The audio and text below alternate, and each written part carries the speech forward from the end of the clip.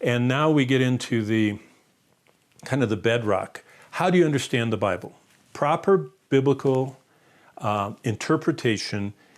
We need to understand that context is vital. The first canon, or the law of textual interpretation, is what did God mean when he spoke to the original recipients of that portion of Scripture? That's the primary interpretation. Thus, the historical framework, the geographical, the grammatical is vital to proper biblical hermeneutics. Now, the word hermeneutics is the theological term, or you might have heard the term interpretation, how to interpret the Bible. Now, look up from your slides for a second. Understand this. There's only one interpretation of any passage of Scripture. That's what God meant to whoever he originally addressed that passage of Scripture to. One, look at this, one interpretation, but endless applications.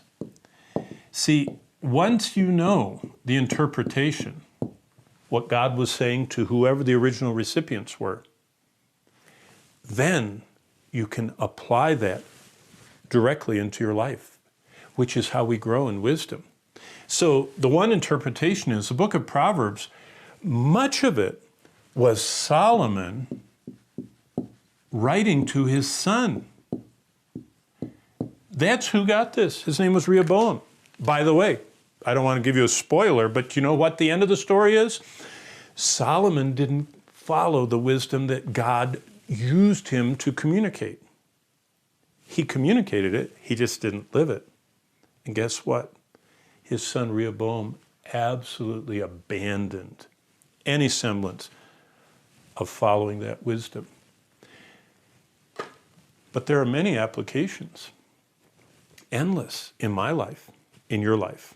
Okay, now back to the slides, because if proper interpretation has to do with the history and the geography, look where Solomon was when he wrote this.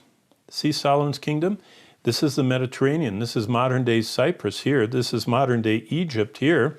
I mean, this is Iraq, and over here is Iran. So look where Solomon was, and Saudi Arabia is down here.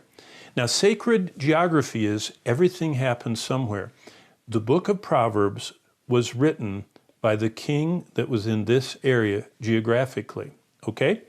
Secondly, the next slide, sacred history.